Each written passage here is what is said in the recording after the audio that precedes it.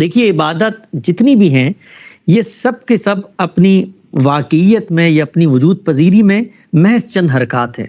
मसलन मैं नमाज पढ़ता हूँ तो नमाज किस चीज़ का नाम है? नमाज क़याम का नाम है, नमाज रुकू का नाम है, नमाज सजदे का नाम है। ये क़याम अपनी ज़ात में खड़ा होना है, लेकिन इबादत के अंदर जो क़याम होता है ये महज खड़ा होना नहीं है। रुकू बिलउमूम झुक जाने का नाम होता है, एक हरकत है, लेकिन इबादत के अंदर रुकू महज झुक जाने का नाम नहीं है। तो इबादत अपनी वाक़इयत या वजूद पजीरी में तो महज चंद हरकत होती हैं, लेकिन ये हरकत अपने पीछे एक माबादी तबियत रखती हैं। गोया ये सब की सब अलामात हैं, सिंबल्स हैं। इनके पीछे कोई तसव्वुर, कोई फ़लसफ़ा, कोई हिकमत, कोई बात छुपी हुई है जिसको पूरा करने के लिए, इसको मुमस्सल करने के लिए ये हरकत सामने आई है। तो नमाज के अंदर जब हम क़याम करते हैं तो वो महज खड़ा हो जाना नहीं है, बल्कि परवरदिगार आलम के सामने फरियाद कुना बन के, उसके सामने झोली फैलाकर, उसके सामने अपने इज़्ज़, अपने तज़ल्लुल, अपने खुशू, अपनी इनाबत, अपनी तस्लीम, अपनी रज़ा, अपने आप को सुपुर्द कर देने के एक जज्बे के साथ खुदा के आगे झुकना, खुदा के आगे ये कहकर खड़े होना कि तेरा बंदा हूँ और तेरी बारगाह में आगे और अब तुझी से फरियाद कुना हूँ और तुझी से मैं सवाल करता हूँ। ये इस तसव्वुर की एक अलामत है जो क़याम की सूरत में सामने आती है। तो गर्ज ये कि इबादत जितनी भी हैं वो अपनी वाक़इयत में तो महज चंद हरकत हैं। आप हज पे जाते हैं, वहाँ पर माबद के गिर्द फेरे लगाते हैं। ये फेरे लगाना एक हरकत है, इंसान चल रहा होता है 7 दफ़ा। इसी तरह से आप वहाँ जाते हैं, आप कंकर मारते हैं, ये कंकर मारना एक हरकत है। लेकिन ये तमाम की तमाम हरकत जब इबादत में ढलती हैं तो ये एक अलामत की सूरत में सामने आती हैं, और इस अलामत के पीछे एक तसव्वुर, एक फ़लसफ़ा, एक हिकमत कार फरमा है जिसको जानना समझना इतना ज़रूरी है कि उसको जाने बगैर अगर आप कोई काम कर रहे हैं तो वो काम हरकत के अलावा कुछ नहीं है। इसलिए कि क़याम अगर आपने इस शऊर के बगैर किया है कि आप खुदा के सामने जा रहे हैं तो वो महज क़याम ही है, उसको इबादत नहीं करार दिया जाएगा। तो दीन की जितनी इबादत हैं वो अपनी वाक़इयत में हरकत हैं, लेकिन अपनी हकीकत के लिहाज से वो अलामत है।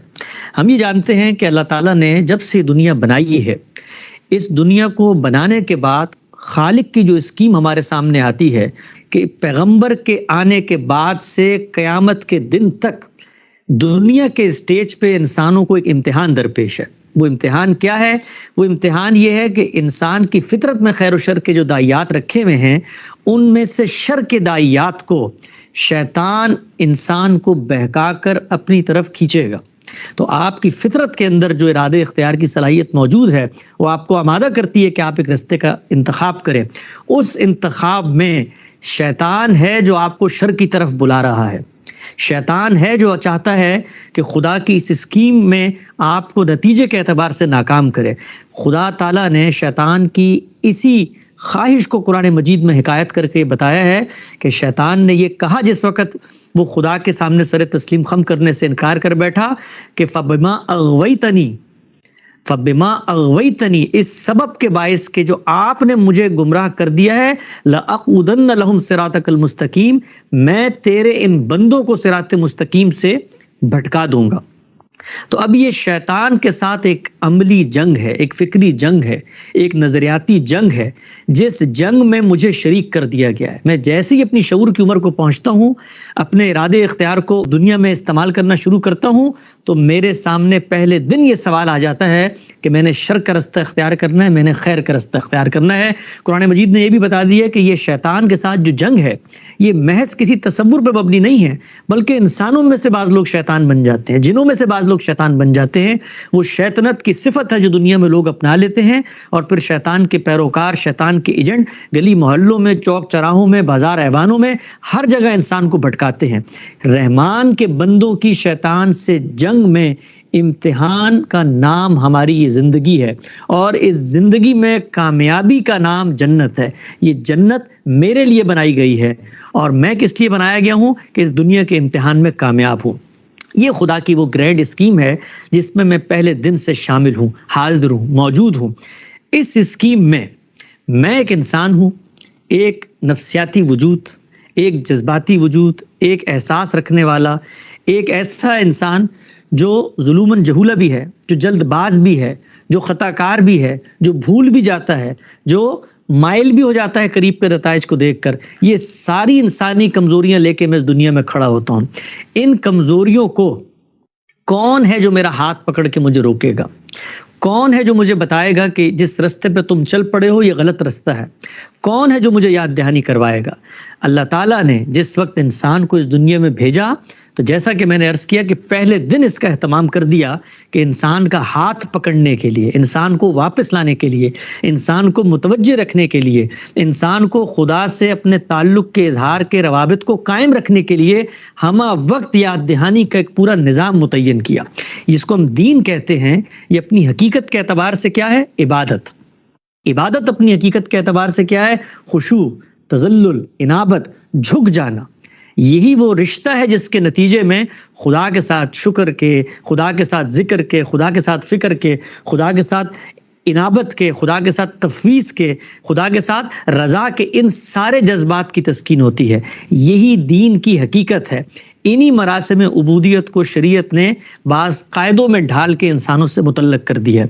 اب جب ہم یہ ریچولز ادا کریں گے تو ان ریچولز کو ادا کرتے ہوئے یہ بات ہمارے سامنے رہے گی کہ جو دین کا مقصد ہے، اس مقصد اور جو تخلیق کا مقصد ہے، اس مقصد کو سامنے رکھ کر یہ تمام کے تمام مراسم عبودیت ہمیں خدا سے جوڑنے اور شیطان کے خلاف جنگ میں اپنے آپ کو مضبوط کرنے کے لیے وہ اعتماد فراہم کرتے ہیں کہ جس کے بعد ہم اللہ کی بارگاہ میں اس طرح حاضر ہوں کہ اس کو یہ بتا سکے کہ اس امتحان میں ہم کامیاب ہوئے. حج اور عمرہ اگر آپ غور کریں تو اس گرینڈ اسکیم کی پوری تصویر کو ایک عبادت میں مجسم کر دینے کا نام ہے. دین میں جتنی بھی عبادات ہیں وہ انفرادی طور پہ تو ادا کی جاتی ہیں، نماز بھی پڑھی جا رہی ہے، روزہ بھی رکھا جا رہا ہے، زکوٰۃ بھی دی جا رہی ہے، قربانی بھی کی جا رہی ہے، لیکن حج کے اندر ان تمام عبادات کا ایک کمبینیشن ہے، ایک پیکج ہے جو بنا دیا گیا ہے تاکہ وہ پوری کی پوری گرینڈ اسکیم جو عبادات سے انسان کو حاصل کروانا مقصود ہے وہ ایک دم سے ایک عمل سے گزر کے انسان کے سامنے واضح ہو جائے. تو غور کریں اس عبادت کا آغاز کیسے ہوتا ہے. اس عبادت کا آغاز خدا کے حکم پر لبیک کہنے سے ہوتا ہے. یعنی میں جس جنگ میں شریک کر دیا گیا ہوں اس جنگ میں اعلان کرتا ہوں کہ میں رحمان کا بندہ ہوں. یہ جو لبیک اللہم لبیک ہم پڑھ رہے ہوتے ہیں حج پہ جانے سے پہلے، اور یہ جب ہم عازم سفر ہوتے ہیں تو یہ ہماری جو پکار ہے یہ اصل میں وہ زندہ ترانہ ہے جو خدا کی بارگاہ میں حاضر ہونے کے لیے ہمیں وہ تقویت فراہم کرتا ہے کہ ہم اس کو بتائیں کہ دنیا میں جو جنگ ہے اس جنگ کی ایک عملی تمثیل اور مشق کے لیے جو تو نے ہمیں حرمین میں بلا لیا ہے، ہم اس میں تیرے بندے بن کر، تیرے سپاہی بن کر، تیرے اعلی کار بن کر، تیرے حمایتی بن کر حاضر ہونے کی طرف جا رہے ہیں. جس طریقے سے انسان جنگ میں جاتا ہے تو اپنی خواہشات، اپنی لگژریز، اپنی آسائشیں ان کو ترک کر دیتا ہے. اسی طریقے سے ہم مسلمان کیا کرتے ہیں؟ ہم 2 انسلے کپڑے پہن لیتے ہیں. وہ 2 انسلے کپڑے پہننے کے بعد عام حالات میں اس طرح ہم خوشبو لگاتے ہیں، زیب و زینت کرتے ہیں، دین میں جائز مباح چیزیں ہیں لیکن ترک کر دیتے ہیں بالکل بے سر و پا. 2 انسلے کپڑے پہن کے عازم سفر ہیں. کیوں؟ اس لیے کہ ہم خالق کائنات کو یہ پیغام دے رہے ہیں اپنے عملی وجود سے کہ ہم تیری اس جنگ کی جو عملی مشق تمثیل ہے، ایک ٹیٹوریل ہے، ایک ایکسرسائز ہے، اس میں شامل ہونے کے لیے تیار ہیں. وہاں جاتے ہیں، وہاں جس طریقے سے مجاہدین پڑاؤ ڈالتے ہیں ویسے ہی ہم بھی پڑاؤ ڈالتے ہیں. پھر جس طریقے سے جنگ کے اندر قرآن مجید نے بتایا کہ قصر نماز پڑھی جاتی ہے، اسی طریقے سے حالانکہ ہم وہاں نہ حالت جنگ ہوتی ہے نہ کوئی اضطرار ہوتا ہے، اس جگہ پہ رہتے ہوئے قصر نمازیں ادا کرتے ہیں، ڈیرے ڈال کے بیٹھ جاتے ہیں مجاہدین کی طرح. پھر اس کے بعد آگے بڑھتے ہیں اور اپنی نفرت کا اظہار کرتے ہیں شیطان سے، اس کو پتھر مار کے. وہ جو شیطان کا وہاں پر ایک علامت رکھ دی گئی ہے اس کے اندر کوئی شیطان بند نہیں ہے. جس طریقے سے لوگ جذبات میں آگے اس کو جوتے اور چپلے مارتے ہیں، وہ ایک علامت ہے. اس علامت سے اصل میں میری حمایت کا اعلان ہوتا ہے کہ میں خدا کی طرف کھڑا ہوا ہوں. تو شیطان کو ہم مارتے ہیں اور اس کے بعد سب سے بڑھ کر آخر میں خالق کے کائنات کو یہ پیغام دیتے ہیں کہ اس دنیا میں اس امتحان میں ہم ان مشقوں سے گزرنے کے بعد حق تو یہ تھا ضرورت پڑی تو اپنی رگے جان کاٹ کے تیرے نذرانے میں پیش کریں، لیکن تو نے ہی جان کی حرمت اور جان کی عزت کو باقی رکھا ہے، لہٰذا ہم جانور کی قربانی کر کے اس کا خون بہا کے خدا کی نظر میں، خدا کے سامنے اپنی جان کی علامت کے طور پہ پیش کرتے ہیں کہ موقع آیا शैतान के खिलाफ इस जंग में, तो हम भूखे मर जाएंगे, हम रिश्वत नहीं लेंगे, हम भूखे मर जाएंगे, हम कानून नहीं तोड़ेंगे, हम पाबंद सलासल हो जाएंगे, लेकिन हम ना हक बात नहीं करेंगे, हम ना हक किसी का साथ नहीं देंगे, हम तेरे हुक्म के ऊपर फितनों के खिलाफ आगे बढ़ेंगे, हम जंग करेंगे तो तेरे इज़्न पे करेंगे, तेरी शरीयत के मुताबिक करेंगे, उसमें जान भी जाती है तो जाए, ये जान जो जानी है मुस्तकबिल में, उसका नजराना हम खुदा के सामने पेश करते हैं, और उसके बाद सर मुंडवा कर जो गुलामी की एक अलामत समझी जाती है, उसमें अपने आप को खुदा के सुपुर्द करते हुए ये कहते हैं कि अब हम तेरे गुलाम हैं, तेरे बंदे हैं। इस मुंडे हुए सर के साथ आज हम घर वापस जा रहे हैं, ताकि दुनिया भी देखे इन गुलामों की हकीकत क्या है, और परवरदिगार आलम हमें भी वो हिम्मत और हौसला दे कि हम दुनिया की इस अमली जंग के अंदर तेरे साथ खड़े रहें।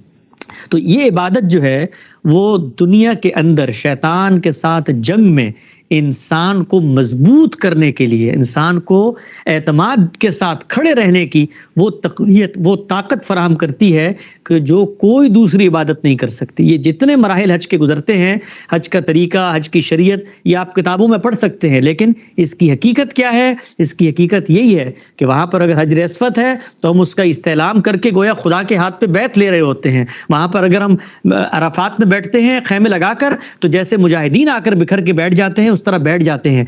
जिस तरह मुजाहिदीन दुनिया की रग़बात लज़्ज़ात को छोड़ देते हैं, हम भी एहराम की पाबंदियां कबूल करके छोड़ देते हैं। जिस तरह मुजाहिदीन उस माबद के गिर्द फेरे लगाते हैं, परेड करते हैं अपने अपने अपने खालिक के साथ अपनी हिमायत का ऐलान करते हुए, हम भी ऐसे ही करते हैं, और आखिर में अपनी जान की नज़र खुदा के कदमों में रखकर सर मुंडवा के घर आ जाते हैं कि दुनिया में मौका मिला तो हम अमली तौर पर भी यही कुछ करेंगे।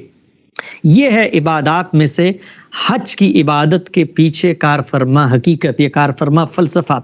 मैं आपसे अर्ज करूं कि हमारे यहाँ बिलुमूम ये होता है, बल्कि ये सिर्फ मुसलमानों का मामला नहीं है, जितनी भी मजहबी रिवायात हैं कि जो रिचुअल्स हैं वो अपनी हकीकत को फरामोश कर देते हैं। जिस वक्त किसी भी रिचुअल की हकीकत गुम हो जाए तो उससे जो नतीजा हासिल करना मकसूद है वो कभी भी हासिल नहीं होता। यही वजह है कि अगर आप गौर करें कि मुसलमानों का अपनी इबादत से कोई शऊरी ताल्लुक नहीं पैदा हो पाता। हम जहन्नुम की वईदें सुनाकर और लोगों को डरा धमकाकर नमाज की तरफ तो आमादा करते हैं, लेकिन नमाज की हकीकत बताकर, वो हकीकत अगर लोग समझ जाएं तो फिर नमाज की तरगीब खारिज से नहीं दाखिल से होगी, क्योंकि नमाज असल में मेरे ताल्लुक का इजहार है, रोज़ा असल में मेरे तकवा का इजहार, मेरे खुदा के नज़र में चीज़ पेश करने का इजहार है, कुर्बानी है। ये सब चीज़ें मेरे दाखिल से उठेंगी, लेकिन अगर इनकी हकीकत फरामोश हो जाए, इनका मकसद फरामोश हो जाए, तो ये महज चंद रसूम और आदाब बन जाते हैं। वो रसूम और आदाब लाखों के टोले अदा करते हैं, लेकिन उससे जो हासिल होना, उससे जो सीखना समझना मकसूद है, वो सामने नहीं आता। इंसान एहसास का एक जज्बा रखता है, इजहार चाहता है, इन्हीं इजहार को जुबान दी है शरीयत ने इन मरासिम उबूदियत की सूरत में। और हासिल करना क्या मकसूद है? हासिल करना ये मकसूद है कि हम खुदा के इम्तिहान में कामयाब हों, और कामयाबी के लिए जो ताकत हमें चाहिए है, जो कुव्वत हमें चाहिए है, किसी की सपोर्ट हमें चाहिए है, वो सब कुछ इन इबादत को अदा करते हुए हमारे दाखिल में भी रिफ्रेश हो और हमारे खारजी माहौल में भी असरअंदाज हो।